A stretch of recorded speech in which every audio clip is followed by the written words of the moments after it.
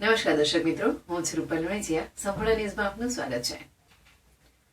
બનાસકાંઠા જિલ્લાના થરાદ વિસ્તારના અરંટવા ગામની સીમમાં માદક પદાર્થના છોડ વાવ્યા હોવાની થરાદ પોલીસને બાતમી હકીકત મળી હતી.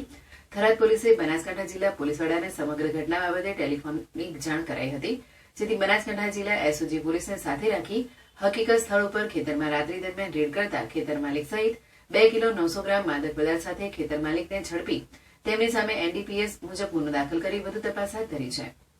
થરાદ પોલીસને ખાનગી રાહે બાતમી હકીકત મળેલી હતી કે અરંટવા ગામની સીમમાં રહેતા કરશનજી વાઘાજી મોરથલા ઠાકોરના પોતાના કબજા ભગોટાના ખેતરમાં ગેરકાયદેસર રીતે રાયડાના પાકની આડમાં માદક પદાર્થ અફીણના છોડવાનું વાવેતર કરેલું છે.